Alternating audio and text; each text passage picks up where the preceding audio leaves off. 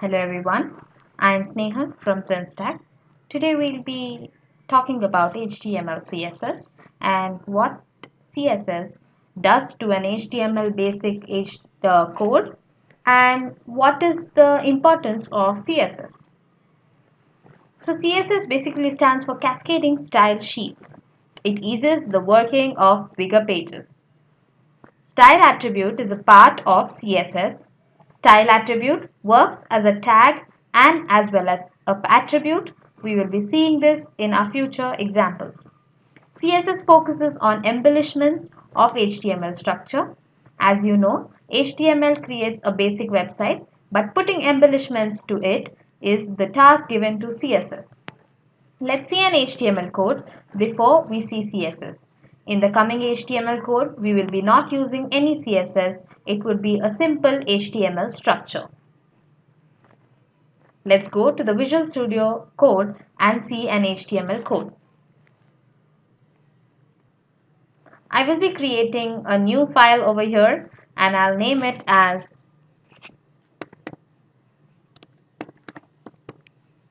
basic.html. I'll be using Emmet here, and then we will be using two tags here. First one, let's use h1.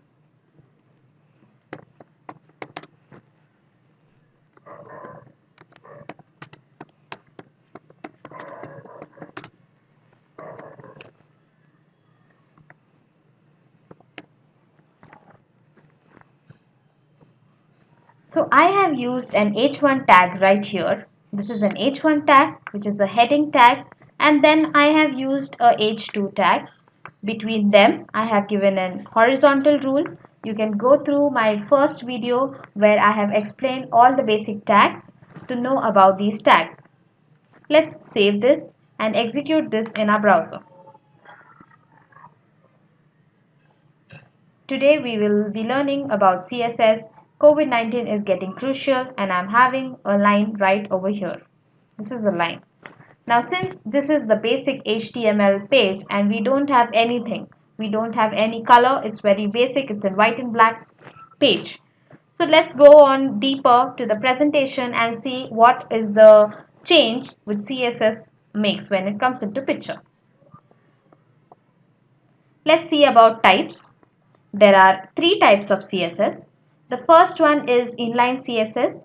In inline CSS, we have to write the CSS code with the tag using style as an attribute. What we do is we have to write style attribute to every tag we want to style it. Suppose we want to give background color to our heading 1, we have to use style attribute to heading 1. If you have multiple head 1 tags, make sure you use the style attribute to each of the head tags. Second is the internal, where we use style element in the head portion before the body. Remember, whenever we use the style element in the head portion, the style becomes a tag and not an attribute. But when we use it with inline, style acts as an attribute. Third one is where we make a separate .css file and include the file in our HTML page using the link tag. Not to worry, we will be seeing each of the examples with a proper Visual Studio Code example. The first one is inline CSS. As we've learned earlier, inline CSS is embedded along with the HTML tag. Although it has its cons, now cons here will be that for each tag you have to include the style attribute.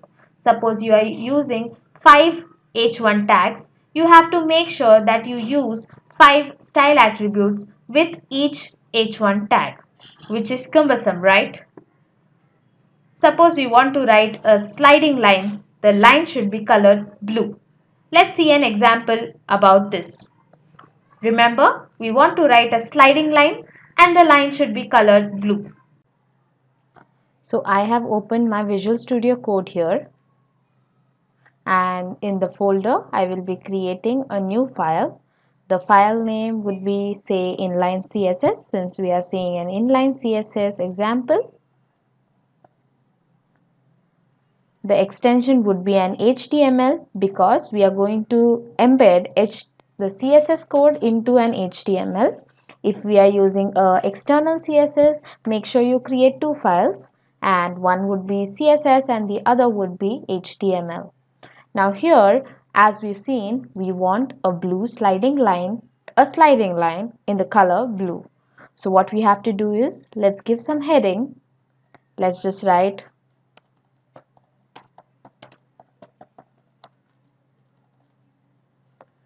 after this. What we'll do is, we'll use a sliding tag. For sliding tag, we will be using the marquee tag. And the marquee tag will be writing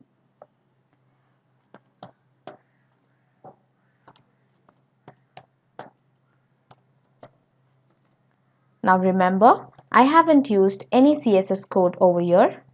Let's just execute this without any CSS code.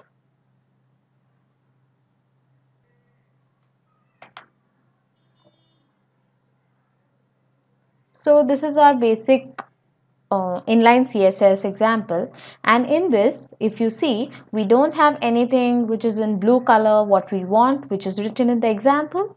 Let's put in CSS attribute in the marquee tag. What we are going to do is, we're simply going to use the style attribute.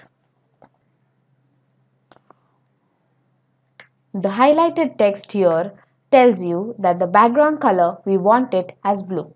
Remember, if you want to change the font color, the attribute should be style equals to color : blue. Whereas if you want to change the background color, it would be background color. Let's do both and just see this.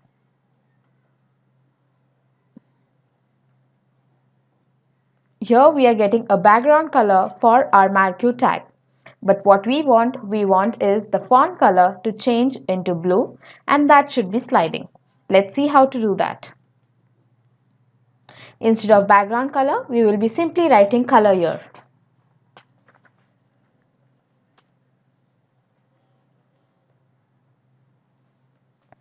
If you execute this, you can see that hello everyone is in blue color and also it is sliding.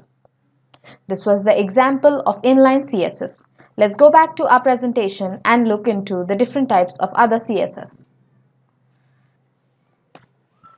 Next comes internal CSS. Internal CSS helps us keeping the CSS code different and the HTML code different. Remember that they would be on the same page, but it would be in the different blocks. The HTML code will come into the body block, the body tag, whereas the CSS code will be kept within the head tag, that is the head block. Now what it does is, it makes the code heavy. We cannot deny the fact that it is making the code heavy. But what we have to do is, what is the advantage here is, if we keep in mind the inline CSS and the internal CSS, of course internal CSS will get a point here because we can anytime go and update or modify it, because we know that the CSS code is completely in the head section. Whereas in inline section, we have to search for each tag, and with each tag there will be the CSS code. Here we have to write the CSS code within the head part. Not to forget, always write the CSS code within the head part. The CSS code is always written into curly braces. Let's see an example and then move forward to the other types. We'll be creating a new file over here for internal CSS. We'll write internal CSS .html.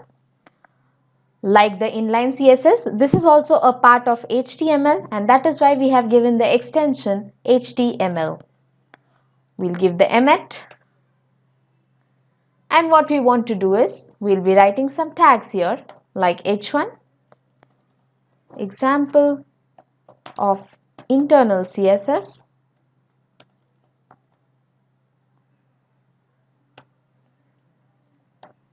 some paragraph,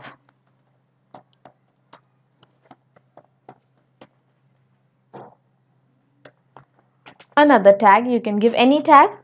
I am giving multiple tags just to show the execution of internal CSS. Let's execute this. This is without any CSS code. Okay, this is with the internal CSS and we don't have any CSS embedded here. Let's see now. What we have to do is to include any CSS, internal CSS in your HTML code. Make sure you write it within the head tag. We will be giving the style attribute first. The style attribute will no longer be an attribute, but it will be turning into a tag here. Now, make sure which tag you want to give the CSS embellishments. Suppose I'm using the paragraph tag. What I'll do is I have to simply write the tag here and then I'll give curly braces. Inside the curly braces, you can write all your attributes. Suppose you want to give a background color. You can give a background color like burly wood. Second, if you want to give a margin or say border, you can give a border as well. Now border, suppose I have 2px solid black. Okay, now I have given CSS elements to the paragraph tag. Let's go on and give something more CSS elements to other tags as well. Suppose I'm giving my CSS elements to h1 tag. What will I be writing here is color. And for color, I'll just write say coral. After this, I'll also give something for the division tag. Division is nothing but a block tag which takes the 100% of your width. What I'll do is I'll give border, and with border I'll give some color as well. I'll give background color. You can also give images. We'll see in the next lecture how to give image as well. And you can give, okay, let's just sort this out and let's just see how to try this out. Now I'll be executing this. Now if you can see here, we have got an h1 tag, and for h1 tag we have this particular CSS embellishments. What we have for h1 is we've got the color coral. Second thing, for the paragraph tag, we have two CSS elements. The first one is background color. We've got a background color here, and the second one is border, which is 2px solid black. We've got that as well. For the third one, we have for the division, we have a cyan color border. Although cyan color is not that visible, but we have a background color as well. Since black font color is not that visible on dark green, what we'll do is we'll change the color to white or say dark gray. If we see this now, we are going to get it. HTML stands for Hypertext Markup Language. Now this was an example of internal CSS. Please write it in the comment section if you want the code. We will be providing you with the code as well. Now let's move forward and see the example and what is external CSS. There will be two types of files here. The first type will be an HTML file and the second type would be a CSS file. Now by CSS file and HTML file, I mean that the extensions would be different. The first one would be a .html file and the second one would be a .css file. For external, as I said, we will be needing two files. What we have to do is we have to create an HTML file, and then using the link tag in the HTML file, we will be including the CSS file. Now what is the advantage of this is that it becomes portable. You can just if you want to use it is reusable. If you want to use the same CSS file in different HTML sections or different HTML files, you can do that as well. But when you do it for internal, remember that the file internal and inline will always go hand in hand. That is, HTML and CSS will be residing in the same file. That doesn't happen here. That is why this one is reusable, portable, and many more advantageous. Remember, the link tag would always be included in head portion, like what we did into the internal tag. For internal tag, we wrote it in the head portion. For external, we will be writing in the head portion, but with a link tag. Let's see an example.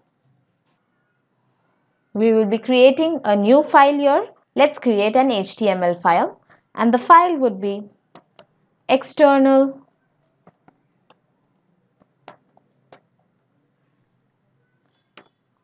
Let's give emit. Feel free to ask in the comment section if emit is not possible in your Visual Studio Code. We will be solving all your queries. Feel free to comment and post your queries. What we will be doing here is we will be using some tags which we used in H1 as well.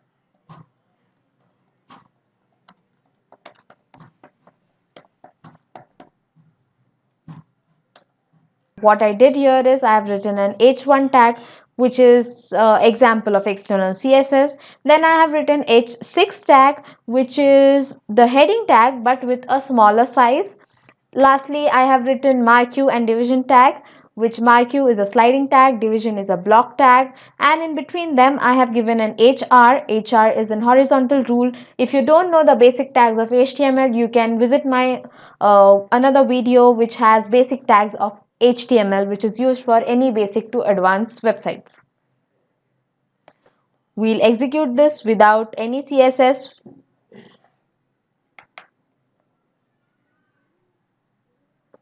And yes, it comes out to be something like this. We have an heading and an h6 and an HR, then a marquee and then a division tag. Now what we'll do is we'll create another file. This file will be ext.css. We will be writing all our similar codes. We don't have to start with any tag. We have to directly come up with cut to cut whatever we want to put into that particular tag. For H1, if I want the background color, say aqua, and suppose my division, for division if I want say float left, if I want it left, and also I'll give a border.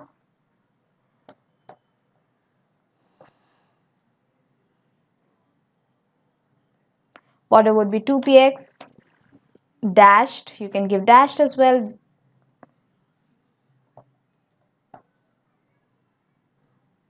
Okay, and then we also had marquee, right? Then we give marquee tag, and for marquee we can give something like font family. Yes, we can give font family, and we'll give what we'll give. Okay, we give something like this. We can give color as well, and we'll give brown color. Yeah, that's it. And there was also another tag which was h6. Also remember, there is no chronological order. You can just give any tag, whatever you want to give.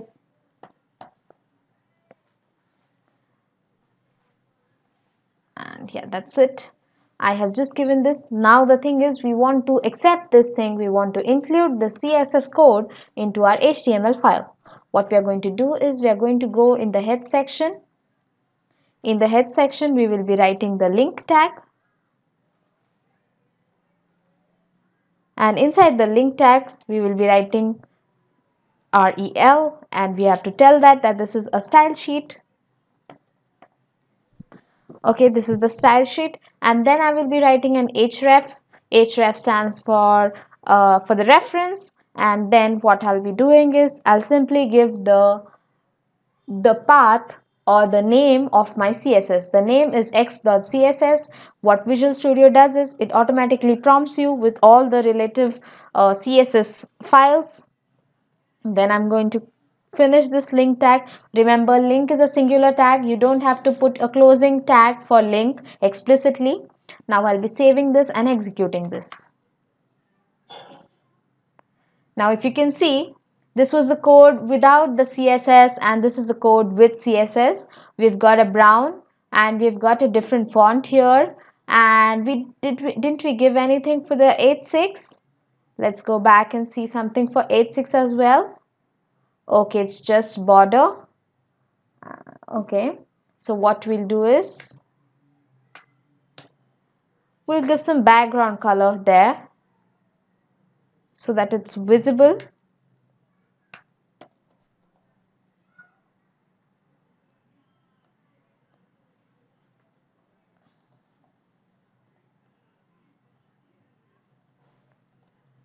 Let's execute this now.